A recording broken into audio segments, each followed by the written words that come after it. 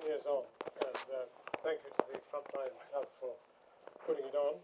I'm delighted to introduce to you, on my left, Caroline Wyatt, needs no introduction, defence correspondent of the BBC. Can't hear you. John, it's just good man. I'm only in television, I know nothing about the technology. That was a disgraceful start, I'm sorry. Welcome to Iraq, 10 years on. My name's Jon Snow, I'm the anchor of Channel 4 News. On my left, Caroline Wyatt, distinguished defence correspondent of the BBC, has had a decade of observing the consequences of the invasion, been there often and visited British troops and the rest of it. Jack Fairweather, Daily Telegraph correspondent, author of A War of Choice, Britain in Iraq, 2003-2009. Sir Jeremy Greenstock, a former UN ambassador in the build-up to and execution of the invasion, and now chairman of the UN Association. So he'll be delighted to hear that in the budget, one of the bits of subterfuge they've used to come in under last year's deficit by 100 million. So they've managed to come in, instead of at 21 million, at 20.9 million, is to pay a late sub to the United Nations. It's an old American trick. Disgraceful. Quote, disgraceful. Right. There you are. You have your page lead for tomorrow.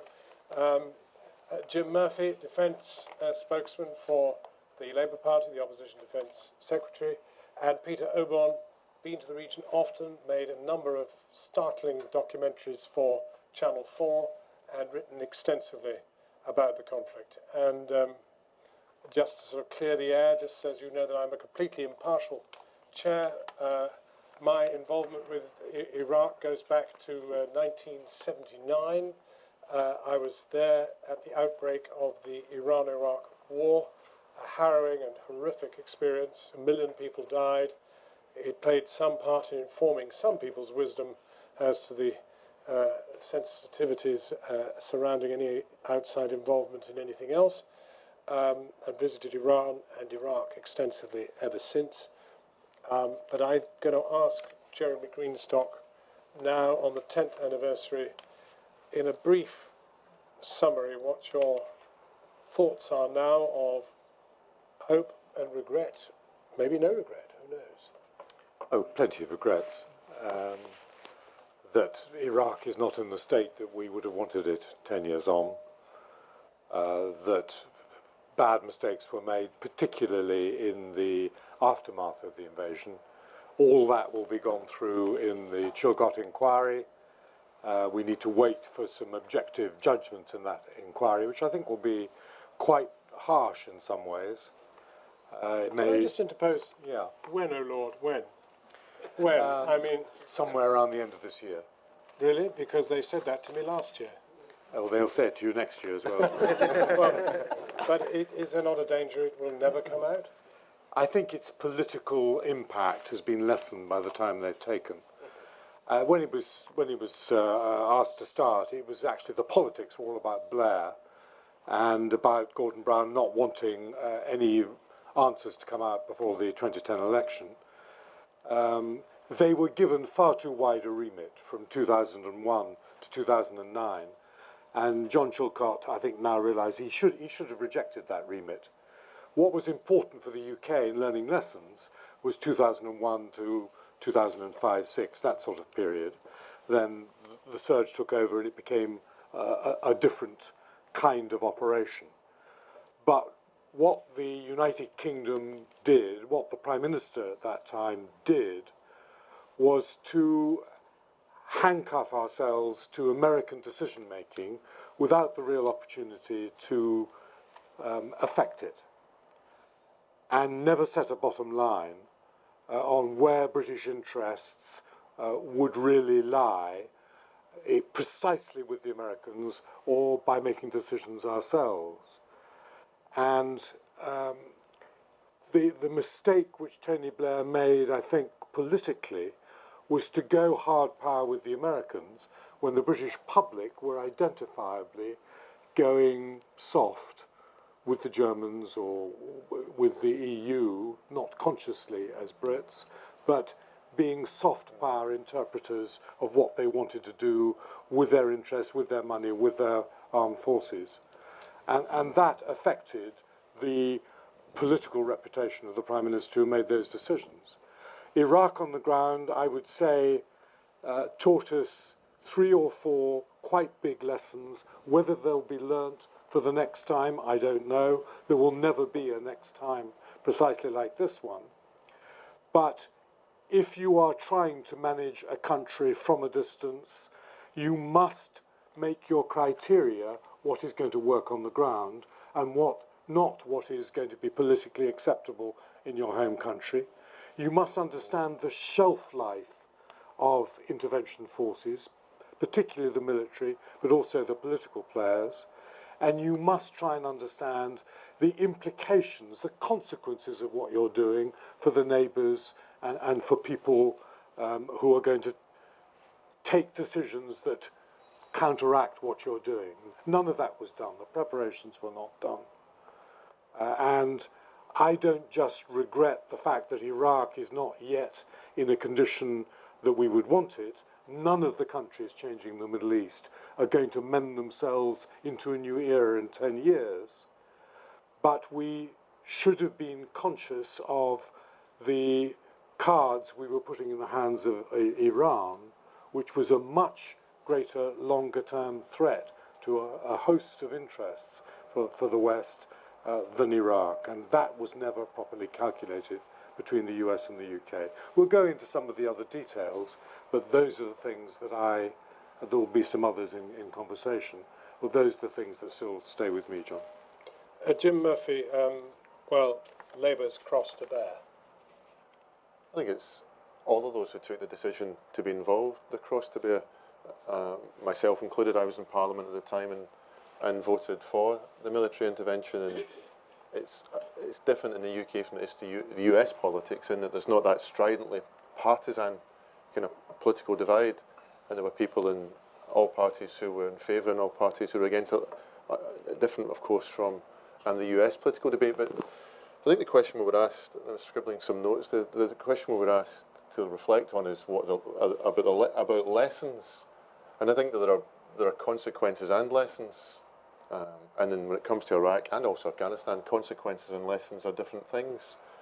I think that one of the consequences that tests and taxes me is the idea that 1.5 unpopular wars is creating a permanently unpopular concept. And what I mean by that is Iraq undoubtedly unpopular and Afghanistan partially, so create a permanently unpopular concept of intervention. And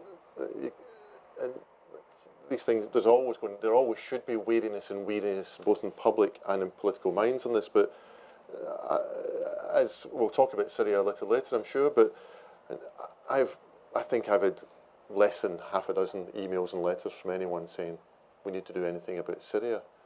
Now, I have more letters and emails about animal welfare. Now, I'm a vegetarian, I'm in favour of animal welfare, but I think one of the consequences of what's happened over the past decade or so is the kind of default reticence that's now kind of captured in the public's mind in the UK and elsewhere as well. And I don't doubt how we got there, but it's undoubtedly a consequence. Another consequence, which is related to it, is that many thinkers, and Jeremy and others, talk about the arc of instability and all the states that are involved in that arc of instability across the world. That state of ambivalence is one of the states that isn't mentioned, and that does worry me really pretty significantly. And another consequence, of course, is US fatigue, and the collision between that and the collision between all of those consequences and financial austerity and all that goes alongside that. In terms of lessons, Jeremy's spoken about some, but lessons being amongst that, there are many. Just to mention a couple, the pre-conflict, post-conflict peace plan has to be an integral part of the post-conflict battle plan, and it has to be adhered to. It has to be adaptable, but politicians have to buy into it and follow it, and that's pretty clear. The other is that you own all the moment you intervene, you own all of the grievances whether you created them, most of which you inherited, but nevertheless you become accountable and own them. And there are other lessons, of course, as well. And for politicians, and you can either, and others can criticise me for saying this, but it's just a candid point, is that I think that to vote in favour of military action, certainly on the scale of Iraq and the controversy of Iraq, when you can hear the voices of people outside, including many of my constituents who'd come from Glasgow, demanding that you didn't, despite the enormous debate you have in your own mind, it's nevertheless the easy part of it. The vote in Parliament, while controversial and tough, and you search your conscience, like in the pressing the green light in Parliament to do this sort of thing, is the easier part of it. And Parliament spent a vast amount of time rightly debating whether we should or we shouldn't, and a disproportionately little amount of time discussing what the conduct of the war and the post-conflict planning and just the implementation of it. So that's all I would say by way of intro. The final thing is that the lessons and consequence thing. I'm keen as an individual to confront the consequences and learn many of the lessons.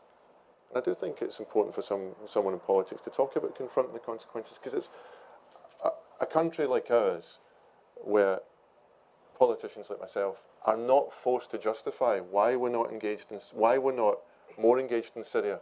And you can debate the whys and wherefores or not. And I'd rather have that debate with my constituents than have that kind of email silence, Twitter silence, letter silence, no one coming to my surgeries. Because I think that sense of ambivalence of let's never get involved again, which is understandable, it's not really the country that I believe in. And that might sound schmaltzy, it's certainly not intended to sound default interventionist, but it is, I think, one of the great consequences, one of the greatest, not great, greatest consequences is this ambivalence and embedded reticence that's now common amongst the public. Well, lots of food for thought there, and thank you very much. Let's move to the people who are more removed from the actual levers of power, even if we follow them. Jack. I was the Baghdad correspondent. I lived in Iraq for 3 years, and when I hear Jim talk about a consequence being greater reticence about going into Syria, I think, thank God. Having lived through 3 years of intervention in Iraq and a year in Afghanistan, there is no doubt in my mind that intervention does not equal what we think it means. I think the problem is that we think about our politicians, we think about our structures of government and think we're going to intervene in Syria, and by default we're going to have accountability, as we have to some extent here. We're going to have openness and a transparency, and that's not what happens. The rule books get thrown out of the window. Budgets get poured into issues around which those diplomats on the ground who do, a very good job in trying circumstances, but they, rarely have a deep grasp of these very complex tribal situations, which even after 3 years in Iraq, I was barely scraping the surface of. And you're asking a DFID person with 3 months experience on the ground total over a couple of years to suddenly sort of create a representative provincial council and supervise a 10, 20 million pound budget, which incidentally there are no real, there's no follow-up. When that diplomat leaves, what happens? There's no one's there. There's no, there's a parliamentary committee report maybe saying, oh, whoops, that 10 million went, we don't know quite where it went or what it actually achieved. That doesn't happen so much in the UK, in the society that we're used to. There are consequences that you see when the government doesn't do what it says it's going to do. And of course, we get to vote them out when they fail. Or at least that's the idea. That is not what happens with interventions. And I wish in an ideal world intervention could work. I'm a liberal at heart. I'm a humanitarian at heart, and you see situations which really sort of break your heart. I mean, Iraq in the late 90s under sanctions when, you know, children were dying from malnutrition. Afghanistan under the Taliban. You want to do something. The answer is not to plonk down 10,000, 100,000 troops and spend 5 billion on anything you can think of. You know, soldiers are not nation builders. Nation builders are the Afghans and the Iraqis themselves. And too often in these debates, no account is made of actually what the Iraqis and Afghans want. And, you know, at every junction in the Afghan war, for example, Karzai's views have been, I'm not a sort of great Karzai fan, but his views have been denigrated, ignored. He, for much of his rule, utterly patronized by the US generals who dealt with him. He was, you know, against the surge, and, you know, proved rightly so. He was against the British meddling in places like Helmand and the removal of the structures of power that he had set up. Corrupt and terrible though they were, they did confer a certain sense of stability. The same goes for Iraq, where, you know, the Iraqis were repeatedly ignored in their wishes. I mean, you can't help but read someone like Jerry Bremer, the viceroys of Iraq's book, and hear some of the Iraqi politicians who were telling him, please go, leave, you know, don't set up this complicated constitutional process. Give us the reins of power sooner. Of course, there was some self-interest in that, but I think looking now at where Iraq is, lo and behold, it's essentially the same Saddamist state that was in place, just with these guys in place as they were trying to establish and set up very early on. If only we'd listened to them, they would have formulated the Iraqi state as they wanted it much sooner, instead of a terrible, needless war that arose from our not listening to what local actors wanted to say. So I think, I hope we get to get to talk about this. Well, I'll conclude by saying one of the subjects that I sort of have concluded some of my book talks on is to ask what would have happened in Iraq if there hadn't have been an intervention. And that's, you know, it's a hypothetical, it's a difficult one. The Iraqis I've spoken to since the Arab Spring, it's quite interesting to hearing what, you know, my old friends tell me, and they said, witnessing the scenes in Tahrir Square and elsewhere, that they felt a deep sense of shame that they were not able to have an Iraqi Spring. I mean, there was actually some muted talk among some that maybe they needed an Arab Spring to get rid of Maliki. But I mean, in effect, the Western intervention robbed Iraq of the opportunity to overthrow Saddam. I'm not pretending that would have been. It may not even have worked. It may have created the quagmire we have in Syria. But the point being is, you have to allow the locals, the Iraqis, to express their voices. The alternative, intervention, does not work. The answer has to be an authentic, perhaps difficult, bloody, and horrific alternative, but it's one that will build towards a more sustainable settlement in the Middle East. And the notion that we can plough in there and make a difference is utterly misguided. Thank you, Jack, very much. Yes, Caroline. I agree with lots of different bits of what everyone has said so far, because I'm BBC, so you have to be impartial. I was talking to colleagues who'd worked in Iraq, and I'm the wrong BBC Caroline, because Caroline Hawley should have been here tonight, who lived and worked in Baghdad and was Baghdad correspondent for many, many years. And I am standing in for her, and I went there on and off, but mostly to cover the military campaign, so more down in the south in Basra, and we were there embedded at the beginning, as was Jack. And it was fascinating watching the process. And I remember my own thought process at the time, which was very, very split on the war, because I had worked in Baghdad in 1998 before when Saddam Hussein was still in power, I felt huge sympathy for the people there who were, by and large, very frightened. However, they also felt, if they weren't dissidents or Shia or living in the south, they also felt pretty secure. Women at the time in '98 had positions within the government there. It was a secular place, it was not a particularly religious place, and yet you had that atmosphere of fear. Even in Baghdad, we were followed constantly by press and media minders. And so when we understood that the war was coming, a lot of us who had worked in Baghdad before thought that this was not a bad thing, to get rid of Saddam Hussein, to get rid of someone who had done horrible things to his own people. But I think a lot of us questioned the reasons given for the war, the rationale for it, and also the way that it was being done. And also, I think, in terms of watching the troop build-up, we had a lot of questions about, did we understand enough? And should you invade places where you don't necessarily understand the place, the people, the culture, the religion, the sensitivities? And it wasn't the journalists necessarily understood more. But I remember in going in with the military and the people that we were with, there were almost no translators. So practically nobody could talk to the people of the country they were going into. And that is a basic error, as far as I could see it at the time, that was repeated again in Afghanistan in Helmand. To go to somewhere and not be able to talk to people is a pretty fundamental difficulty.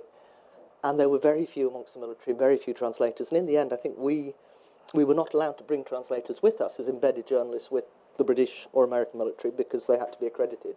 And in the end, we snuck in some translators from our bureau in Jerusalem who were Arabic speakers, and they came in as producers and other staff. And from there on in, we had a much better understanding of what was going on, and we would relay that at times to the troops that we were with, which I found a very odd way round, that we, or our translator, was telling them what was happening, what the people where we were wanted. And when we drove in behind, we very nearly, as media, didn't manage to invade because there was a sandstorm on the day, and we were at the very back of a military armoured vehicle column, and we got to the border, and the Kuwaiti border guard wouldn't let us through because we didn't have any Iraqi entry stamps in our passports. So journalists very nearly didn't make it to the invasion at all, and someone finally persuaded him that no, we really were going to go and invade, and this was happening this day, and the Kuwaiti border guard should let through all of the press, which in the end he did do, which was, I don't know if it was a good or bad decision on his part, because we were there for several weeks more, and I'm not sure that we enlightened anyone in our reporting of the place, partially as well because I'm not sure that the journalists knew enough about the culture, the place, and what people wanted. But within 2 or 3 days at the time, you could sense the mood turning, and the initial mood in Basra was very much one of rejoicing. People did come up, they threw flowers, they said welcome, they said thank you, they said thank God you're here, you've liberated us. And within 2 days, those same crowds were coming up saying, this is rubbish, where is the electricity, where is the food, the looting has started, incubators are being taken out of hospitals, where is order? There is no one keeping order, who do we go to? Because by then already, the Iraqi troops had disappeared, the police had pretty much disappeared, and there was nothing ready to step in its place at all. So you had an absolute total vacuum. And you could see that from 2 or 3 days in to the troops going through Basra. And that, for me, was really, really striking, because it was an awfully long time before there was that sense of order brought back. And by then, people had lost faith, I think, in Iraq, in what was going to be put in place. And on the other side of the equation, you had so many people within that alliance, so many different... I mean, we talk about tribes being an issue for understanding Iraq and Afghanistan. It's almost as much of an issue understanding the tribes within Whitehall and within the Army and the Navy and the RAF, and how all those different things play in. And what struck me very forcibly in Iraq, but also Afghanistan now, is the way that different departments have different agendas. You have different governments in power at different times. So while there are many, many lessons that have been learned, especially, I think, institutionally for example, the armed forces, who put that into doctrine, who go off and study it, who take it to Rivenham, and all of that, I think for politicians and for governments that's harder, because the lessons may be learned in one campaign, but they won't necessarily be carried out by the politicians who come into another government, the special advisors, all the other people who feed into how campaigns, how wars are waged. And I think also that perhaps because of the way that British public life works, a lot of people within the public felt that there wasn't enough honesty at the time about reasons for going to war. A lot of the media felt that people, well, that people were not necessarily being honest with us in what they were saying, that there was a lot of lines to take being given and people giving us the official line when they're in Iraq, even when you could see at the time on the ground that things were not as people were telling you, that there were clearly problems, there was looting or whatever it was. But as journalists, you constantly got the message, oh, but everything's going fine. And what can you do if everyone is telling you, as a journalist, that everything is going fine? Well, you have to put some of those clips on air and then try and express the rest and try and talk to normal people and get a balanced view. And I think too often we probably didn't get enough of that balance in. I think we didn't get out enough, we didn't talk to enough people within Basra and elsewhere and find out what it was the Iraqis wanted. And I talked to one of the commanders out in Helmand not long ago, and I said, what did you think was our main problem in Iraq, but also here? And he was very honest, it wasn't on camera, and he said, well, the main problem is we didn't talk to enough people in the places. We didn't ask them what they wanted and what would be best. And I don't know how you fix that. We have learnt a lot of lessons, I think, within the institutions and within government about what not to do, but whether we then apply those lessons correctly, because no other situation is going to be the same as Iraq or Afghanistan, I don't know. And if today you went to Iraq and you asked somebody who was Shia, somebody who was Kurd, is your life better? I would suspect a lot of people would say, yes, it was better. But then if you ask women down in the south, is their life better? Probably not. Thank you, Caroline, very much. Peter. Yeah, I'm conscious that people want to ask questions, actually. I'll just say, but just from the point, I was in London, a political reporter, and for me, and I've not got over it, it's completely transformed me as a journalist, because as a conservative journalist, a political editor of The Spectator, I instinctively believed in the British state. I found it very hard to accept that the Secret Intelligence Service would get involved in telling lies to create the idea of an invasion. I found this utterly shattering when it became clear afterwards. I also find, and the British military, the way it has conducted itself, we're starting to learn the most appalling stories. 2 massive defeats. And the conduct of the Labour government was beyond belief, and politicians. And we still haven't resolved those issues. And of course, I should also look at the media. My colleagues, the readiness of respectable journalists and mainstream newspapers and broadcasters to pump out lies on behalf of the political class and intelligence services to justify the war. Unbelievable and not held to account. It very much affects, therefore, the way I now read stuff coming out about Iran, for instance, and about this, there's clearly a similar thing going on to make us bomb Iran. And, you really need to look very hard at what's being written about Iran, the hyping up of the Green Revolution, I imagine. I don't know, but I don't believe what I read about it. And there are good reasons to believe that it's been much hyped up. The constant talk in the BBC, I've listened to BBC reports about the Iranian nuclear program. There isn't such a thing, but it doesn't stop the BBC reporting it, or the economists reporting Iranian nukes. So it just made me somebody who doesn't believe anything at all, which I wasn't before. And I think we have to collectively learn. And what is the other amazing thing is that the British official class is unable to cope with it. We've still got this agonies of Chilcot.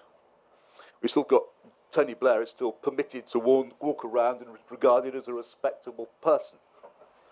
And it's all this is, and Chilcot is still, it goes on and on. It's clearly been nobbled. I don't agree with Jeremy Greenstock at all that we should expect that we should reach sensible conclusions.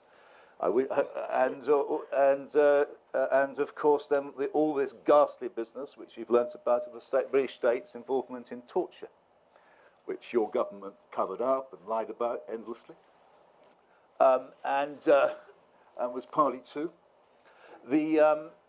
That is, and we can't get to grips with that. This Gibson inquiry started and then stopped, and something very dark happened. Why haven't we had we had these inquiries into Iran, Iraq, for Afghanistan? John Reed, your friend, hopefully not a shot being fired, the most disastrous military campaign in modern British history. Is it 500 more British soldiers dead in Afghanistan, thanks to New Labour, than died in Iraq? Why aren't we asking questions about that horror story? Well, a rhetorical note on which to allow any intervention from the floor. But I do want to draw some more out of the panel as well, so we'll pick and mix. So, well, you're the nearest, so you can have a go. Okay. But no long lectures. We'll try and address the point. What lessons have been learned, if any? Okay, Tom Hardy, Forsyth. Can you hear this? Yep. Former senior NATO chairman and a British Army officer in Iraq in the first Gulf War. Just want to make 3 quick points, and I'll make them quick. By the first Gulf War, you mean the second Gulf War? The second Gulf War, yeah. The first war, our first one. We know each other too well, John, to quibble. I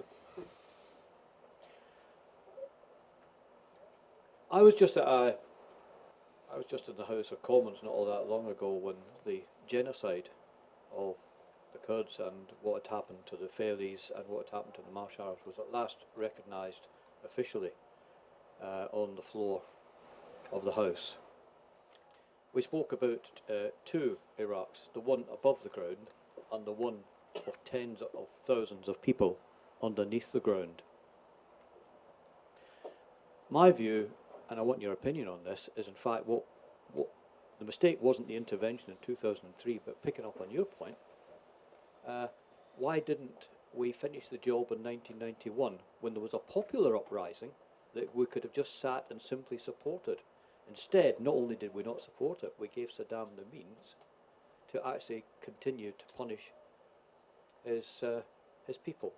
And my last point, just received a letter from a guy whom I think you all respect, and that was the... Keep the mic near your mouth. That's Canon Andrew White of the Anglican Church of St George in Mesopotamia and Baghdad. And I want to read what he's actually said in his March letter, because I think it's worth saying. Was it right to support the removal of Saddam? To this question I still say undoubtedly yes. He had to go. There was no other way of removing him than by force. However, what we did after the war was totally and utterly wrong. I'd like comments on these 3 points. Well, Jeremy, do you want a quick response to that?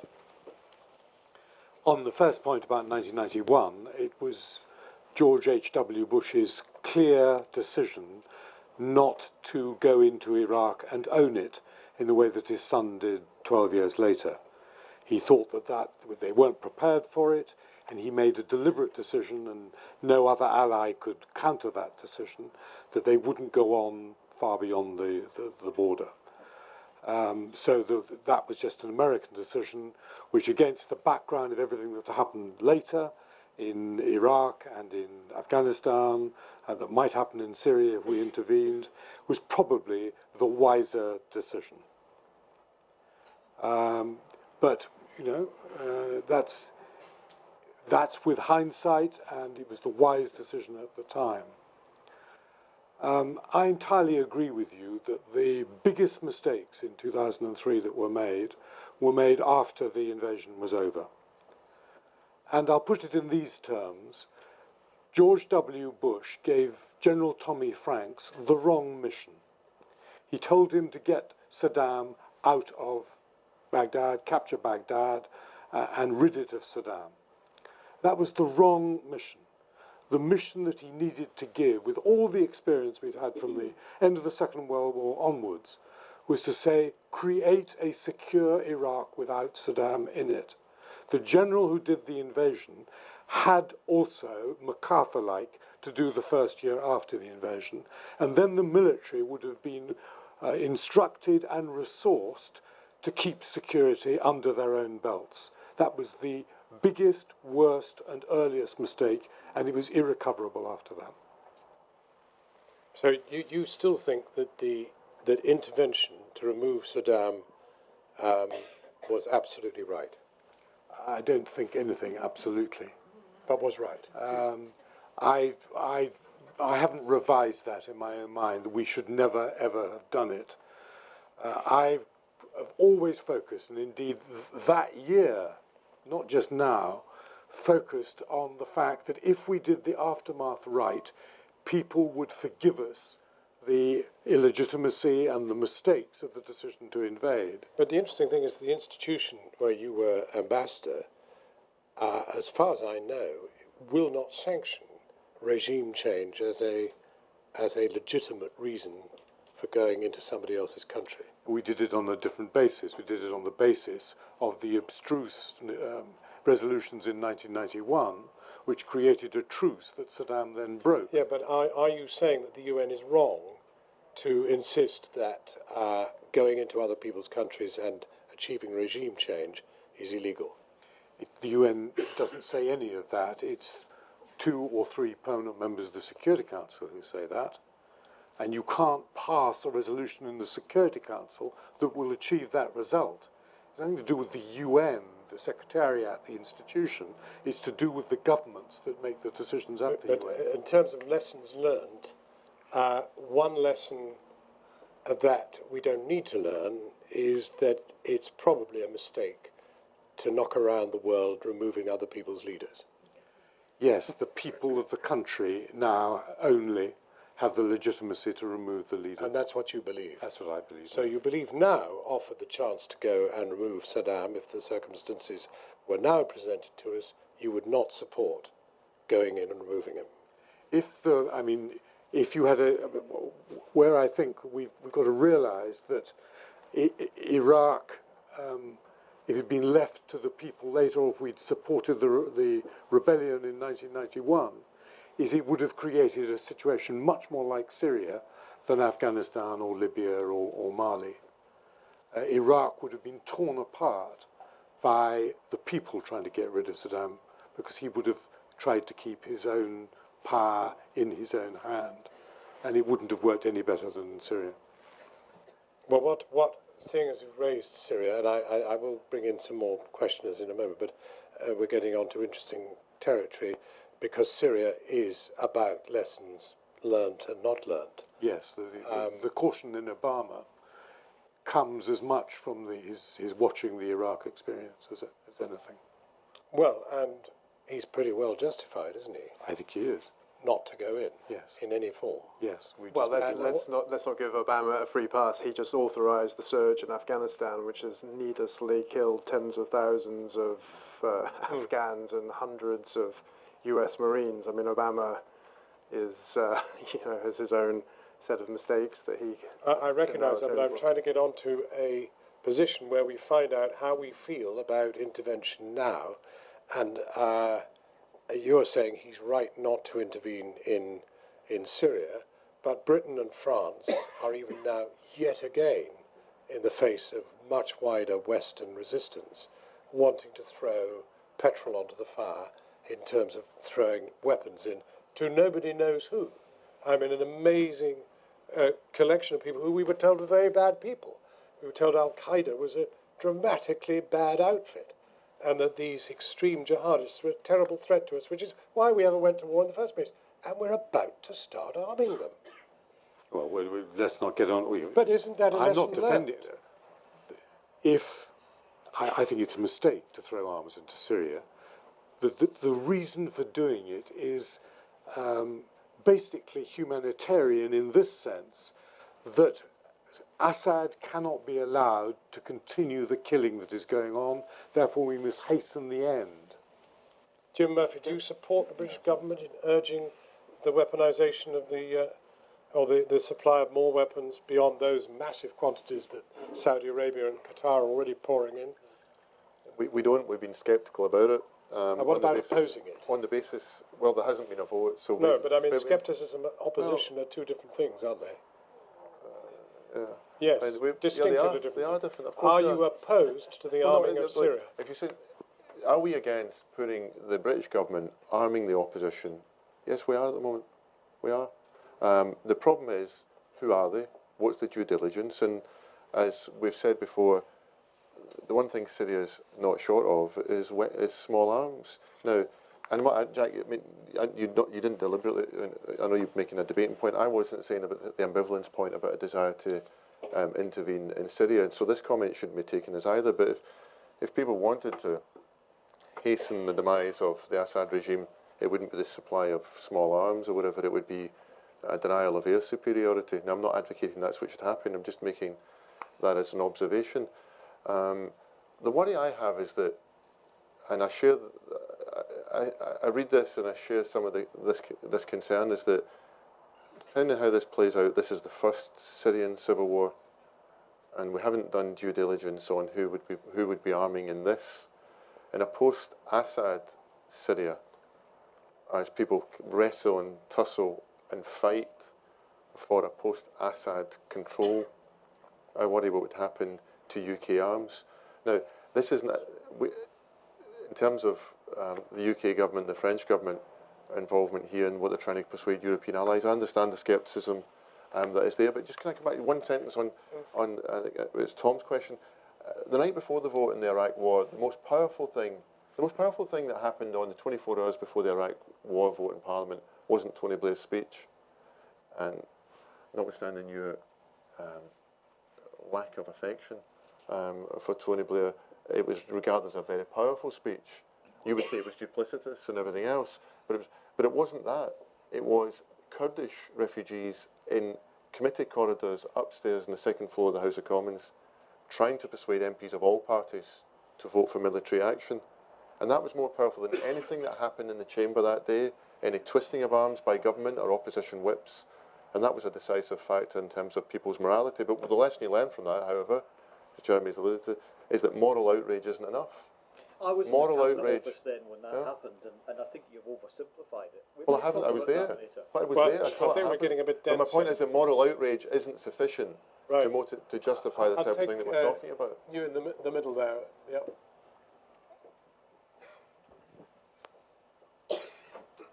Hi, this is a question for the whole panel, but specifically for Jim, really, I think, and also for Sir Jeremy.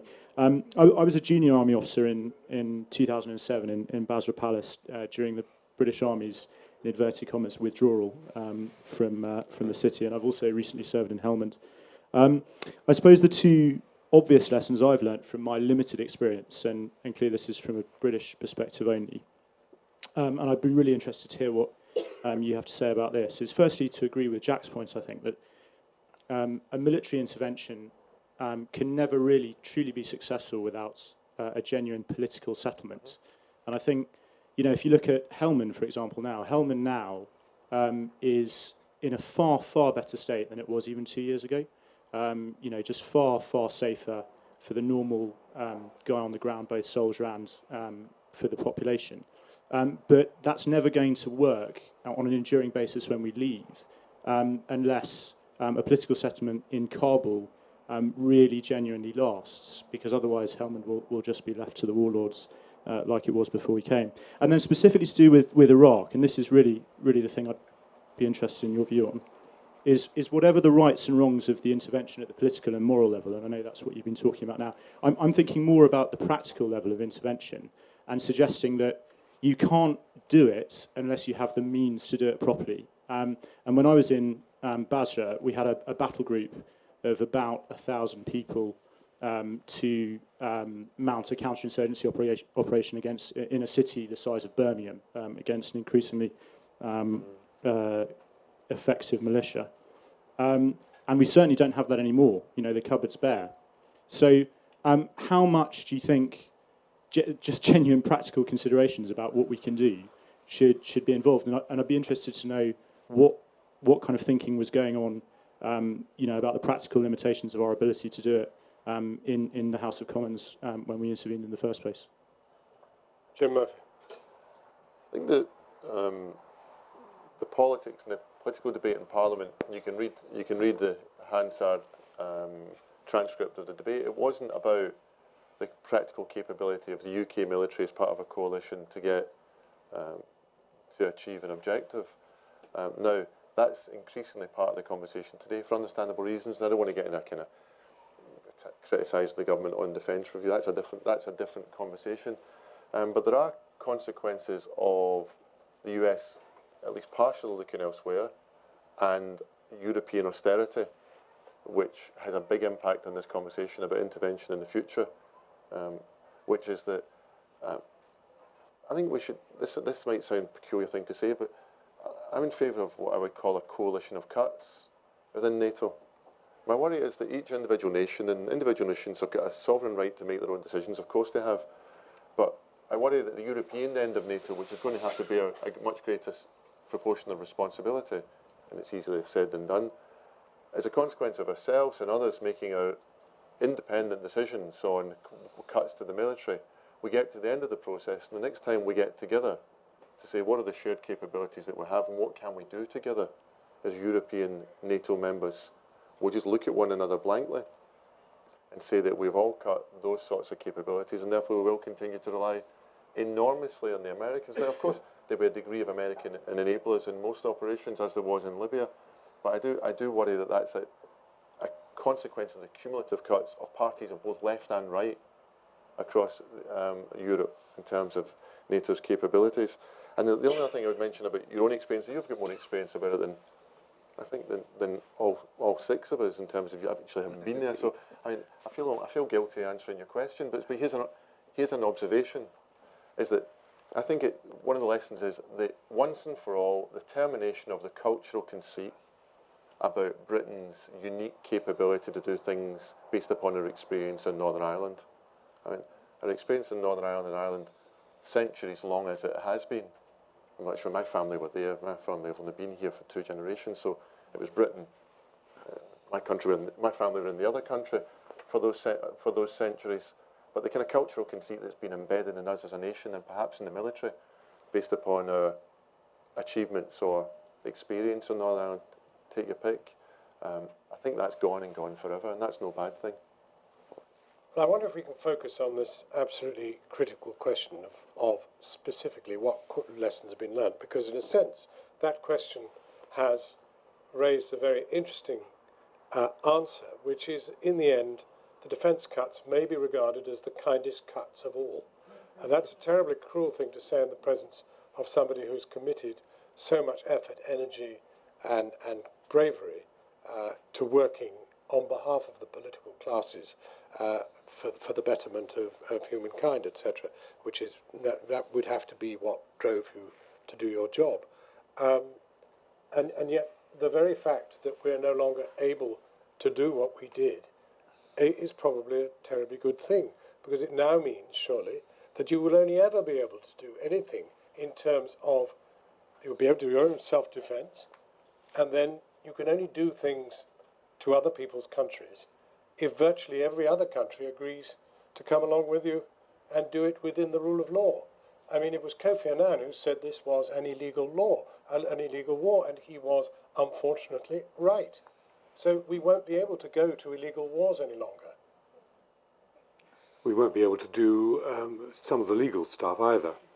It's very dangerous if we start cutting our defence forces below 2% of GDP across the whole of NATO. There's trouble coming in a very disturbed world, but that's another issue. I want to make a particular point in answer to this question, and that is, particularly in democracies, we tend to go into these situations in a minimalist fashion. Everything at the UN is done in a minimalist fashion because there aren't the resources available. Rumsfeld wanted to do both Afghanistan and Iraq, the lowest possible numbers. The wisdom resides in intervening at the beginning with a maximalist position, or you don't keep control of security and you don't create the elements for a political settlement, which you're absolutely right about. That's what I was saying earlier about ground truth being very important right at the beginning. A democracy will never produce the resources for a justified intervention at the right level. And you and your colleagues will be scrabbling to do twice as much as you should be asked to do with the resources you've got. Can I just make a quick point? Sure. I have to say I can disagree with Sir Jeremy more in saying in Afghanistan, for example, in 2001, that maximum number of troops were needed. I think it was one of the sad, one of the wrong lessons learned, and that's a whole sort of subgenre that maybe we can explore tonight, of the wrong conclusions that were drawn that led to even worse mistakes being made, but certainly one that was wrong decision that was drawn from Afghanistan was that more NATO forces sooner would have made a difference. This line of thinking led to the NATO mission to southern Afghanistan in 2006 with completely disastrous consequences. And I'd like to just pick up on one assumption that you made by saying, you know, what can we do now? If we leave, won't we just be handing it back to the same warlords? I mean, so many military officers. I was talking to the Two Rifles CEO who was in Sangin in 2007 just this morning, and it was a very emotional conversation. I mean, he broke down in tears and just talking to me about what he and his men went through. And you know, it was very hard to hear him talk about what he was trying to do. He was talking about, you know, all we needed was to get the Afghan government to get, you know, to bring down some teachers, and if we could have just set up a court here and established rule of law, we could have shown the people that we had justice, and we could have opened some schools. And, you know, it was so pie in the sky, those sets of ambitions in Sangin in 2007. I mean, I completely understood why he had to hold on to those ideas, because at the end of the day, his guys are dying, and he has to explain to them why you have to step out of that base every single day and risk getting blown up. And you do have to appeal to, you know, the Western ideas of why we're there, to let the kids go to school, to have, you know, law courts and that sort of thing.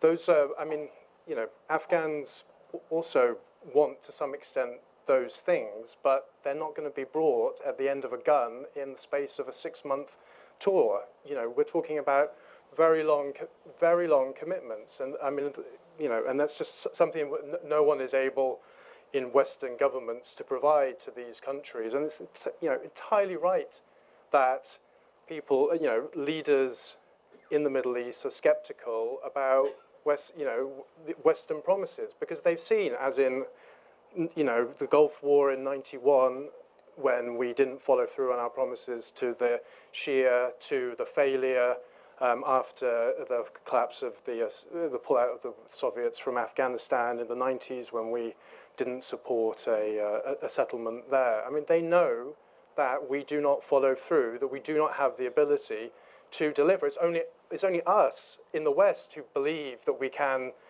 deliver. I mean, that's one of the, you know, if you talk about who are those warlords, you know, from our perspective, they're warlords, they're bad. From an Afghan perspective, you know, they're part of the landscape. They're part of the settlement that was there in 04, 05 in Helmand before we got there, and it's the settlement that is emerging now as we begin to pull out.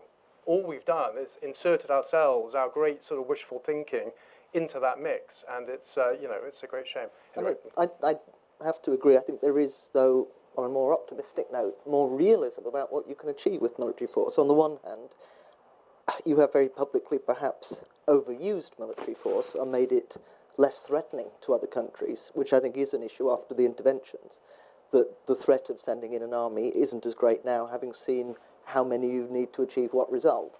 But on the other hand, you have a very much more experienced military, a much more cautious military. I think that now when governments start suggesting intervention, they have military leadership who will be extremely cautious about it, having gone through the last 10 years of interventions, and who will be able to point out very explicitly the dangers. And also, I think you have governments that are much more aware of the need to carry public opinion with them, because there is a very real reluctance to have body bags come home, unless it is a war that the country believes in. And I don't know how many of you have read Scoop, the Evil and War book, about Henry Boot going to war, and Lord Copper tells him before he goes off to cover this fictional war, the British public like a rapid victory, a rapid entry into the capital, and they want that. And nobody likes a war that drags on. Afghanistan, we have almost lost interest in the results now. And I think that the military are very, very aware as well on their side that they too need to be very honest about what they can do and how much will depend on the civilian effort. And we have now a better civilian effort to a degree, but it's still a very small one. There still isn't, there's a stabilization unit, but the ability to go into a country and have those people able to help train, for example, a civil service, a justice system, and all the rest, it's a tiny, tiny number. And I think there is now more of an emphasis in defence, because things are smaller and have been cut, on trying to do more preventative action. It's interesting to look at somewhere like Mali, where that is quite an early, relatively early intervention. Whether it's right or not has been a matter for immense discussion. Whether it will go well is still extremely debatable. But that is probably something that's happened quicker, partly because of the lessons that have been learned. I'm going to take, there are so many hands, and I can take 3. 1, 2, 3, and then I'll take 1, 2, 3 in the next round. Yeah. Good evening, everyone. Sorry, I cannot, not going to say where I work because of Keep your mic reasons. near your mouth. Yeah. My only concern is that the question has not been answered. We're asking what lessons have we learned from the war, and actually, in my opinion, from what I've heard, is nothing, because nobody asked anyone, not Britain, not America, to go to war in Iraq. And if there is such persons or such people, no one asked who do they represent actually on the ground. At the same time, we see that Britain and the United States are supporting the most oppressive regimes in the Gulf, and they're not doing anything against them, against human rights, thrown out left, right, and center every day in Saudi Arabia. They're still selling arms to Bahrain. Qatar is manipulating everyone, and no one is talking to them. On the other hand, they are the allies of Britain and the United States. And you are asking now, what lessons have we learned? I mean, why didn't you ask yourself what lessons you've learned when you bombed Libya, for example? And now you're talking about what you should do in Syria. You shouldn't do anything in Syria, actually. You stop just giving arms to anyone and let the Syrians deal with they call it revolution, so stop making it a civil war. I mean, all the wrong things are done throughout those 10 years. And actually, I come from the Middle East. I'm not British. And I see that the people of the Middle East, they just want to be left alone. And the West, as I call it, I hate to call it the West because it is not the right word, but let me say the West is just protecting Israel. It's just going after the oil. It's just going after the natural resources in the region. And it's just going after the wrong guys. The right guys that you should go after are there in their palaces and castles. And if you really worry about democracy, honestly, what democracy is there in Iraq? Like now, Iraq, you're speaking about that if you left the country, if you left the Iraqis to deal with it themselves, you are worried that the Iraq will be blown out into different parts or countries. Like, look at it now. It is already there. You did that. I mean, that's it. Thank you. Thank you very much. And second one. To follow that eloquence. On the question of our illusions about setting up safer spaces, I think Sherrod Cooper-Cole's got it absolutely right, that we're building allotments in the jungle and convincing ourselves we've done something. But I would like to follow up on Peter Bourne. I mean, for me, one of the lessons of this whole period... Just lower the mic slightly. It's right. Just tiny, just a bit too near your mouth. One of the lessons of this whole episode is the fragility of institutions that we believed in. I never thought that my Prime Minister would lie to me on television blatantly. The role of the security sources, the failure of the press, which means that we have to be much more alert than we've been. The issue that's coming up before Parliament right now, the secret courts. It's about covering things like this up. Do you agree with that? What is your view about the secret courts, for example? Of course, the secret courts bill is a disaster, and it's supported by the Labour Party, I think, in its essentials, and as part of a joint cross-party hostility towards freedom and justice, which has been manifest, throughout the last 10 years. I did think that the speech from the mysterious lady at the back was absolutely brilliant. And so I agree, and I also agree about the collapse, the persistent failure of British institutions to do the right things and fulfil their allotted function during this pre-war period. Well, I'm just wondering whether Jeremy would have a view on that, because one of the things which developed over the last 2 decades was the setting up of parallel power centres in Whitehall. Number 10 became a Foreign Office, a Ministry of Defence. It had parallel administrations for virtually everything strategic, and neutralised, to my way of thinking, I knew lots of people in the Foreign Office who had a perfectly rational view that Saudi Arabia was one of the most odious states on the face of the earth and was one of the most dangerous threats. There is not a British military boot anywhere in action, covertly or overtly, that is not currently fighting somebody who is financed by Saudi Arabia. That's a fact. That is an inalienable fact.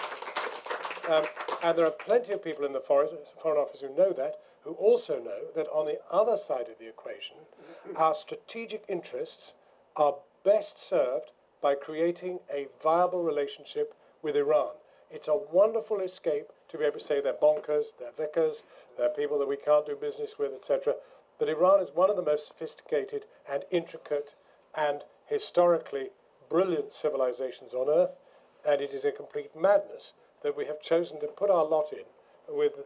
now, I see this as something which was driven from Downing Street in spite of the advice of... And I've spoken to lots of diplomats who say they were steamrolled by people who were cherry-picked into Number 10, who then screwed the system to work for the whims of ignorant politicians. I mean severely ignorant.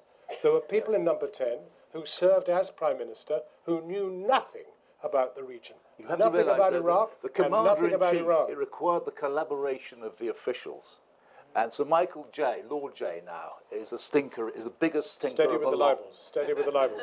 No, he's a This big is- stinker. this is- He's an this- absolutely this- disgraceful This is figure. a modest club, but the serious point, Yes. the serious point, Sir Jeremy, It's a very is that serious point. people like you were actually overridden by these characters who were brought in as foreign and strategic and, worse still, Secret Service advisors. To have all these people around a table in Number 10 to fix it for the whim of the Prime Minister of the day, surely something which flies in the face of the historic methodology of the British state. Well, yes, there are elements of that, and we've resented the growing power. We, the professional civil servants, have resented the power of special advisors. But government starts with the representation of the people. Politicians are elected, and their profession is to seek power to make the country work better. They don't know about defence or health or foreign affairs or agriculture when they come in, but that is our system, that the most important thing is representative democracy. As the world gets more transparent and freer and individuals get more powerful and the press gets more powerful, the Prime Minister's job, the government's job gets more difficult. And they're under pressure the whole time, which they never were 20 or 50 or 100 years ago, to explain what they're doing every minute of the day. Now, we've tried to adjust to this. We want to respond to the way that the people want to work. We want to respond to where science, technology, the internet, everything else takes us. I've come to the conclusion, as a result of my experience in all of this, that the British government, Jim and I were talking about this just beforehand, that the British government is one of, or maybe the, least incompetent governments in that all governments are incompetent. That incompetence is much more public in a transparent era. The vociferousness of Washington is 10 times the problem of any vociferousness in the United Kingdom, in London.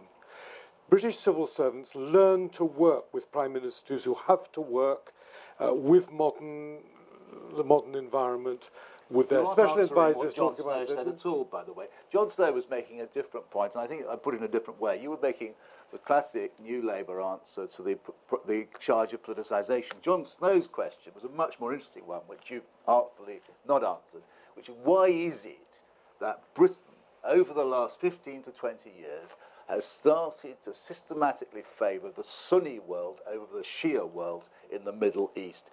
But that was a concomitant to what I was saying. And I mean, I think it is. We've had a question about why do we support Saudi Arabia when we don't support the culture of Saudi Arabia. That's the expediency of government. I mean, Peter, if you allow me to take you on one or two things about lying, don't bring the Secret Intelligence Service into this. Why? The SIS were putting their finger on the qualifications to the intelligence, to politicians, the whole time. The Joint Intelligence Committee might have been in a different position, but SIS were constantly pointing out the flaws in the intelligence. I've studied.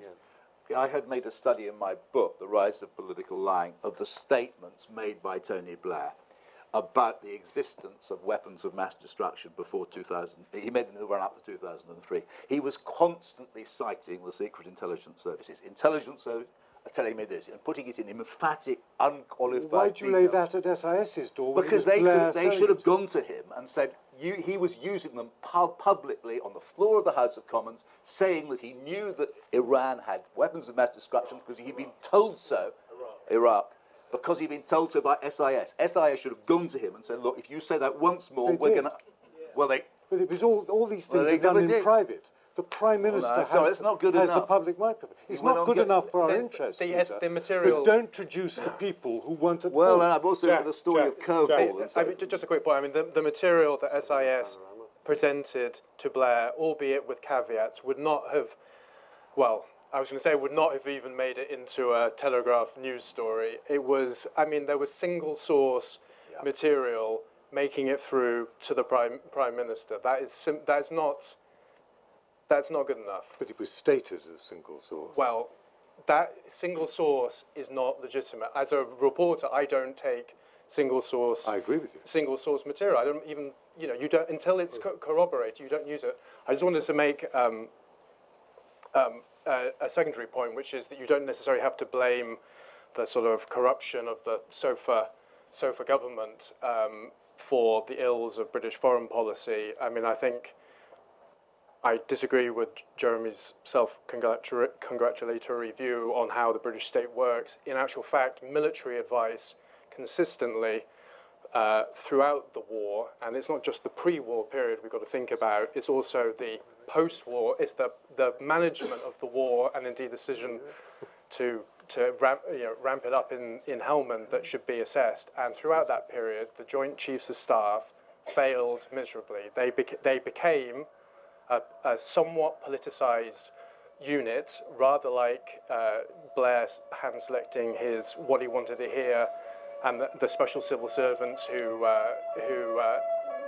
played to his audience. And the same thing happened with the military. And I'll just a small little point. I had a long chat with Sir Rob Fry, who was the architect of the decision to go into Helmand, and he told me there was no, why 3,000 troops, why 3 years? He said, there was no military. That wasn't the military's judgment. Of course, they needed much more. The reason they came to those numbers was simply it was what could get through in Whitehall, and the reason why they decided to put it through Whitehall is because Blair had said, let's do something in Helmand. Is the military going to turn that down? He said to me, I didn't want to look a gift horse in the mouth. That's the nature of military advice to Blair. And you can almost forgive Blair somewhat if this is the system that is presenting that advice to him. And so, I mean, I think I hope the Chilcot Inquiry doesn't focus on, was the war illegal or not, but looks at what actual and still serving officers and diplomats, what advice they gave throughout the war. I'm going to take another three. One, our patron here, and I'll take you with the beard there, yeah. Thank you. I'm Clive Baldwin from Human Rights Watch. There's a story which still hasn't been told in full, or anything like in full after 10 years, which is the extent of abuses of war crimes committed by members of the British Armed Forces, which Peter Oborn had alluded to, and who knew about it and who could have prevented them. After 10 years, we've had one public inquiry into one death, that of Baha Musa, with one corporal being convicted of war crimes and serving 1 year in prison. But there's hundreds more allegations. And yet the MOD and this government, like its predecessors, is still fighting tooth and nail against accountability and against knowledge, against a public inquiry and against an independent criminal investigation leading to war crimes prosecutions. And this seems to be lack of accountability both to us as UK citizens and to the Iraqis. So it's difficult to say what lessons can be learned when we don't know the picture, but could we say at least some lessons that we should be learning now and applying now is that there needs to be a fundamental change of culture in the MOD in particular in favour of openness, especially when there's allegations of abuse, to allow full public inquiries and to allow fully independent criminal investigations for war crimes. Isn't there a complexity in your question in that, obviously the people on the ground do what they do, whether it's committing a crime or whether it's simply carrying out orders or whatever it is. But it seems extraordinary to be only calling for action against them, which results, for example, in the jailing of a corporal, when in fact the people who sent them there in the first place are never brought to any kind Precisely. of account. And it should go to the highest level. We should So what's Human Rights Watch doing about that? Yeah, we should be applying the principle of command responsibility that Indeed. the UK but I don't applies hear around Human the Rights world. Watch calling for that, because that might affect your funding. Oh no, we would. Watch this. We've But done haven't in other yet. places. You need the evidence to call for it, and we don't have the evidence. That's why we need the public inquiry first. Okay, the second question here.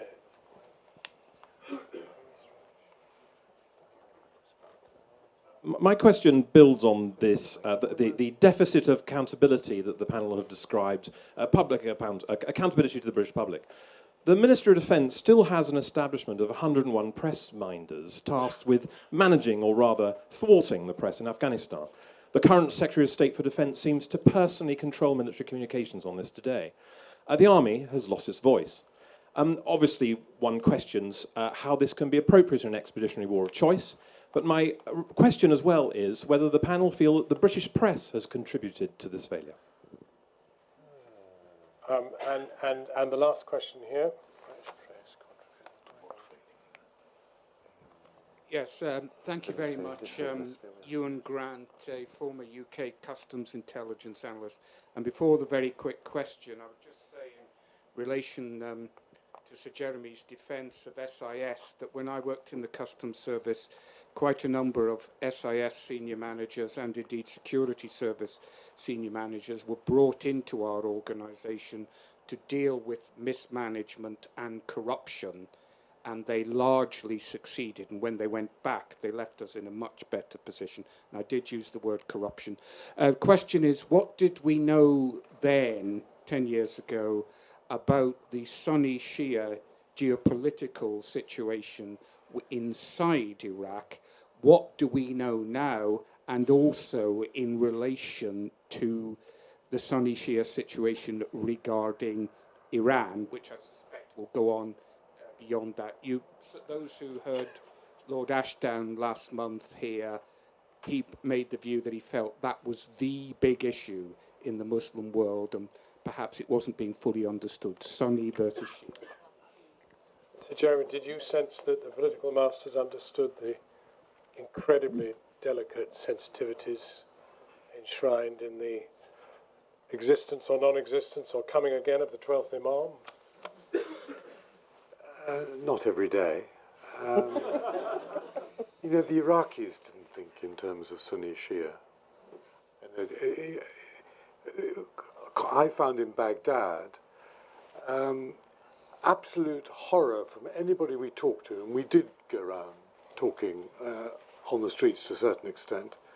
I was the only person in the Coalition Provisional Authority who had a staffer working for me who was Iraqi. And he was my interpreter and translator, and he would go out on his own and bring back, and eventually he was so good at this, and so he was an Iraqi Brit, that Jerry Bremer, when I'd gone, took him on and used him as his own advisor because he had nobody telling him how to interpret Iraqi feelings on the street. We did try and do this, but in tiny, tiny numbers. I had no staff at all. The Iraqis were horrified by the sectarianism that crept into the Iraqi governing council choices of numbers and minutes. And it was the Shia who insisted, before anything else... Who are these Iraqis you're referring to? The Iraqis? All Iraqis? Just a few around you? We didn't talk to nearly enough. So the Iraqis you talked to... all right, I got this. I thought you sounded as if you were talking about all the Iraqis. Don't be quite so condemnatory and scathing about this. You Well, do what you can do. At least we tried to understand what was going on in the Iraqi street. And the Sunni-Shia divide was not actually as great as it is now. There's a reason beyond the intervention in Iraq why the Sunni-Shia divide in the Middle East is beginning to come out. And that's the increase of freedom and transparency and the narrowing of horizons that you get from a freer world under globalization. But People are more defensive about their culture. You don't think that our activity in invading Iraq made a contribution to desecularization and to the reawakening of division? Yes, because we were a liberating force in the end, although we were a chaotic liberating force. It's all part of something much But deeper when and stronger we than hacks that. traduced over there, but I mean when we hacks were on the ground in Iraq in the early 80s, for example, we knew that we were moving between one community and another. People were intermarried and the rest of it. But you'd have to know that there were places where you would stay and there would be no noise from the minaret. You were never woken up at 4 o'clock in the morning. And then there would be other places where there would be a racket from the minaret, and you knew which was Sunni and which was Shia. Of course you did, but they didn't think of themselves as each other's enemies. No, not at all, not at all. But they were Catholics and Protestants. Yes, but that doesn't divide this nation. And incidentally, I think the Anglican Church and Shiadom have a lot in common. And Andrew White's work on the ground was trying to actually to bring this together. It was, but there are many more reasons than just the fact that the US, UK were making mistakes on the ground that produced the current phenomenon. I've sat and listened to a lot of it, but I mean, if there were Catholics and Protestants, I mean, one of the lessons we learn is it's politics that solves it rather than military might. Well, it can be politics that makes it too. Well, both in terms of causing precipitating the decision to go into conflict and everything else that goes from it. But just picking up on the 2 point. Well, no, can I rewind just one question? I think that, and I don't want to kind of invite opprobrium from people by I say this, but I want to say it nevertheless, and probably yours more than anyone else. I mean, because I get the feeling you're not a fan of the Labour Party. Well, which bit of it? All of it, or any of it. But I don't believe that. Now, I wasn't in the room. I didn't receive the intelligence. I did vote in Parliament. But I think that what we were voting in Parliament was based upon, I genuinely believe this, and you can may say I'm naive, what we voted on in Parliament, I think, was based upon a deep mistake rather than a convoluted lie. It wasn't based on. Well, yeah, okay, you can grumble if you want. But Jim, it wasn't based upon Tony Blair coming to Parliament and deliberately lying to us. With respect, I mean, all of us on this panel, I think, virtually, were on the ground in Iraq in those 4 weeks leading up to the war, leading up to the moment when you had to make your final decision. I was with Blix day after day, and Blix every day was going to where British intelligence told them to go, and we would dig and we'd scrounge and we'd We'd look and we'd smell and we would use every modern device known to personkind, and there was nothing. And we kept telling you every night on the news that there was nothing. And to be on the ground and to hear the politicians arguing in Parliament on BBC World Service was a shocking and shattering experience, because it was quite obvious they didn't watch telly. Well, that would be a novel way of making policy, and a pretty dangerous way of making policy, an even more dangerous way of making policy. If you don't know anything, and somebody's down there with the UN's chief weapons inspector, and he's wandering around the country, going to the very places where he's been told to go to. Policy by what Churchill called the idiot's lantern wouldn't be the way of doing it. I don't think. This idiot had a lantern, but it was at least with Hans Blix, and he was being paid by you to go to the places you wanted him to go and visit, and he was finding nothing. Yeah. Well, all this is going to come out in Chilcot. All of this will come out. No, it won't. He's not a pantomime villain, but on the 2 points, Ewan's point about kind of sectarianism and everything. I think, how do we contribute to it? We contributed to it in the sense that we enabled a vacuum, and the demise of authoritarian power and the existence of a vacuum allowed that to be filled by competing interests. Of course it did, but it's not just in the Middle East we've done that. I mean, we don't understand the complexity of some of these tensions, even when it came to something we've not spoken about this evening, the Balkans, and the way in which the Dayton Peace Accord has embedded some of these kind of rivalries unintentionally, but nevertheless has embedded some of the tensions that predate even the Accord. And in the British press failure, I don't think anyone was malevolent or anything of the sort. I think it's a reflection of a changing nature of the depth of analysis in the media, and that's not a criticism of any individual, far from it. It's just many of the newspapers have lost the specialists. They can't afford to retain that intellectual capability, and politics and foreign policy is often seen and portrayed because this is in the competitive market and the kind of the churn of events really pretty superficially. But why does the British Army need 101 press officers? I don't know. I mean, the question would be, why has it got 101 press officers when only 64 members of all of our armed forces can speak Arabic? Now, I'll take part of the share of the blame on that, on the basis that the British military didn't learn a demand to speak Arabic the day that the Conservatives won the elections and Labour lost the elections. It's a shared responsibility that Caroline had spoken about earlier, about the inability to talk and listen to people on the ground in the language that they would understand. We're involved in we're involved in a defence treaty with the French, which is, in principle is an important innovation which we'd extend to others, but I mean, only a few dozen members of Her Majesty's Armed Forces can even speak the quality French to a quality that enables us to communicate. So this is a problem, but it's not just a problem for the MOD, it's a problem for Her Majesty's government more generally.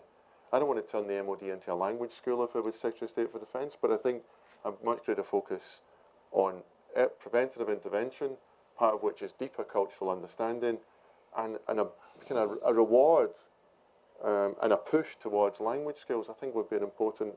I mean, not one member of Her Majesty's Armed Forces can speak Nigerian or Ga. And any of the.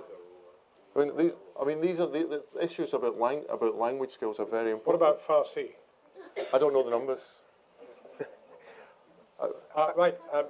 This will have to be the last round. So, can I just very briefly address our patron's point about the failure of the press? And I worked for the Telegraph, which was one of the largest rabble rousers for the war, and I think it's a great shock and almost a sort of stain on public life that the man who peddled a huge number of these stories remains an esteemed editor at the paper and has not once issued a mea culpa. I mean, you can give a certain forgiveness to some who put out some of the bullshit at the time, because they've come up, journalists like David Rose who have come up and said we got it wrong, and have tried to atone for that by unpicking why they got it wrong and how they got it wrong, and that's why we understood more quickly why why we got into the mess that we did. But there are editors and reporters, and I urge you to sort of,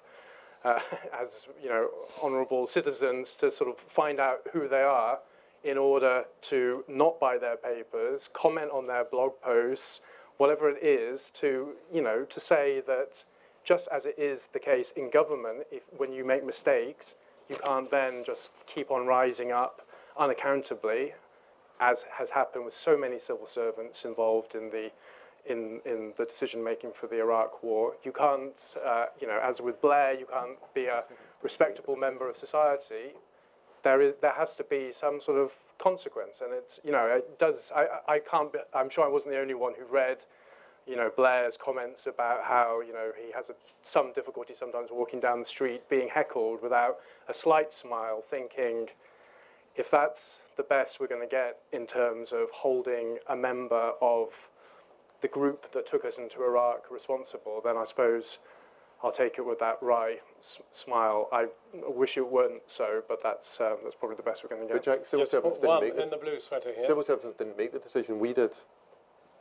Well, I'm encouraging more kind of anger towards myself, but they didn't make the decision. Well, I'm pleased that John mentioned Hans Blix, because on his second inspection tour, he asked for more time and suggested, and I think he was probably quite right, that with more time, it would have revealed the plain truth that there was no weapons of mass destruction. This was a point of view that was demolished by Jack Straw, with the advice of Sir Jeremy here, and with the result that we did not follow through on the UN Inspector General's advice. Jack, you don't know what advice I gave. That is absolutely untrue. I'm not going to get into the details. I was on the other side. I was asking for more time. And so was Tony Blair of the Americans. But he decided to go with the Americans when they didn't give it to him. He didn't want to go to war at that time in that way. Why did he tell us then that there was only 45 minutes between the threat from Iraq and our own front doors? Because that was a completely ridiculous thing to put into the dossier. But these were the things which, I rather like Peter, genuinely grew up thinking that what came out of the Prime Minister's mouth probably did approximate to the truth. I mean, the idea that he said that, unbelievable. He didn't understand the piece of intelligence which was about artillery shells, which could have been fired in 45 minutes. No, he allowed himself to say and to have represented in a bed dossier that this was the case. And unfortunately, that has tremendously powerful value. It's not the point that Jack was making, it was about the timing. Frank Jackson, World Disarmament Campaign. There's so many issues that I'd love to take up here. Obviously, there isn't going to be time. But going right back, first of all, Afghanistan. 9/11 was a crime, not an act of war. It could and should have been dealt with under international law, not going to war. I haven't got time to justify that, but I make that as an absolute statement for a start. Iraq. At the 2002 Labour Party conference, there was a fringe meeting addressed by Scott Ritter, the American weapons inspector. He stated categorically that the vast majority of Saddam's WMD had been removed and the ability to produce them had been removed. So I knew that there were no that the claim that there were these WMDs waiting for firing at 45 minutes was just not true. So therefore, the war on Iraq was illegal, immoral, sold to both Parliament and public on the basis of, at the very least, misleading information, if not outright lies. So let's really get that straight before we talk about the whether we made mistakes after we went in. We should never have gone in at all. Now, can I just very briefly widen the issue? The whole question of weapons throughout the world, if we got rid of the weapons. At this very moment, there is a conference in New York trying to produce an arms trade treaty. It's a very, I know, I've got to be, but nevertheless, I really would like to have the time to talk more about that, because if the world was not awash with weapons of all kinds, more than ever in history, mostly supplied by the 5 permanent members of the UN, who are tasked primarily with producing peace in the world, we wouldn't have to have this sort of discussion. Thank you very much. I'm afraid our final question will have to come from the front row here. Yes. Ginko Kobayashi, journalist. Following to what this gentleman said, following what this gentleman said, I want to refer to the fact that it's not about 10 years ago that some people lied. The fact that there's still politicians who are involved with the decision making are lying. For example, the other day I saw Jack Straw saying on a BBC news program saying that there was no WMD, and he said that because everybody believed that there are, sorry, he said that there was a WMD and everybody believed there was a WMD. So I think he's already lying about that. So it really infuriates me that it's not what happened 10 years ago. It is now happening. Some politicians are still saying that everybody else knew that there was WMB, and of course it wasn't. And the one big example is the the Robin Cook, everybody knew him, resigned, saying that he didn't see any sign of there is a WMD. So my question is, currently some key politicians are lying that everybody believed back then there was WMD. What shall we do with these lie-telling politicians now? Thank you very much. Well, now, I think what we've got to do to close this meeting is, in fact, to ask each of the panel one lesson that they believe has been learnt from the invasion of Iraq 10 years after the event. Just one lesson from each. And I'm spinning it out a bit to give them a bit of time to think about it. One claim from the audience has been that nothing has been learnt from the invasion of Iraq. And that may be one answer, but I'm not going to accept it from the panel. I'm hoping that each will come up with one lesson, and I might be generous and even allow 2 lessons, or 3. But let's. What about you, Caroline? How not to do it in future. Maybe one lesson. Another lesson, the cost.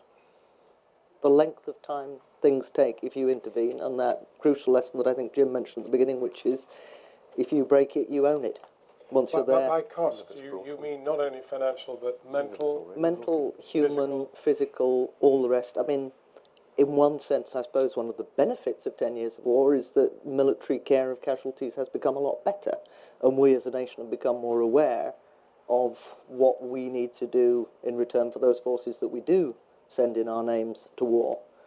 But I think that the lessons that have been learned are the needs as well to make sure that you have the civilian component ready, and how important that is. And I don't think that was something that we had thought about enough ahead of it, or that America had. Peter.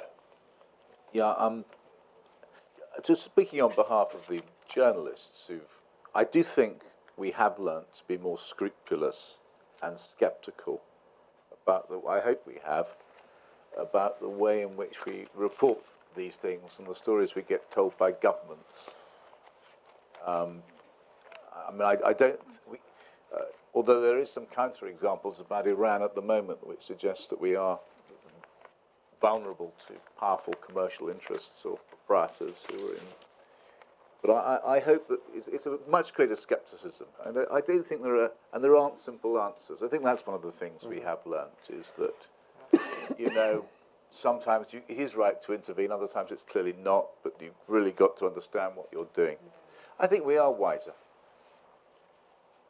Jim. I want to pick up this point about scepticism. I mean, we're just, for understandable reasons, a more sceptical age. The things we're talking about Iraq, and then all sorts of other institutions that people grew up with faith in, or people have one or two generations ago helped to build. You think of, the scandals in my own church, in the Catholic Church, the kind of demise of deference, the collapse of faith in banking, the worries about the NHS, and all the other things. I think we are part of a more sceptical age, and I think that's just that will be for the rest of my life, and probably my children's life, that will just be the default majority position of our country. Is that a good thing? Is that a bad thing? You can debate that. It's nevertheless, it's where we've got to through the actions of some of the elites in our country in all sorts of different places. I scribbled here, 2 quick lessons would be much greater focus on prevention, much earlier intervention, and I don't mean thousands of boots on the ground type of intervention, but I sent a greater link between diplomacy, development and defence, in a knowledge that even though I want to be the Defence Secretary, the most effective intervention isn't and nor should it ever be considered to be a new piece of military equipment. It is world-class diplomacy and sometimes expensive development, which is derided by elements of the right in our country at the moment. But that kind of sensible early intervention is much cheaper, I would argue, than the things that we've been talking about tonight. And the second thing, which I'm going to make the point, although it hasn't been the view of some folk this evening, is that sometimes intervention is unavoidable. And at some point in the future, intervention is going to be unavoidable. In becoming involved, and I say military intervention, will become at some point, in a kind of dangerous world, will become unavoidable. And it's important that we learn some of the lessons we've been speaking about this evening, in the knowledge that Parliament will, hopefully not for many years to come, Parliament will vote to place some of our citizens in harm's way because we believe it's either in our national interest or in a wider interest. Jack? I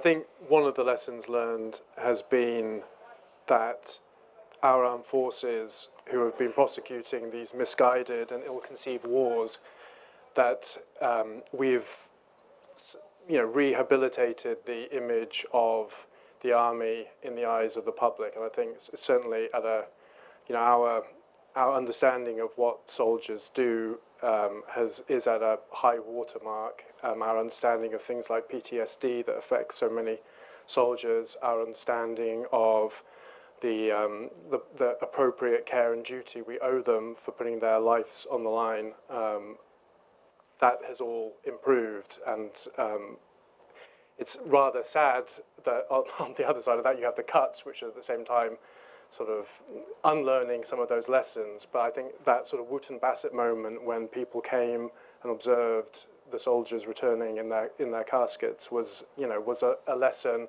about the dangers and the risks of intervention and how we must support our soldiers whilst we question why and how they got put into harm's way. So Jeremy. I think I bring out 2 big lessons for me. One is that legitimacy has a concrete force. You've got to be able to persuade people you're doing the right thing. And if you're flying in the face of that, you're going in the wrong direction.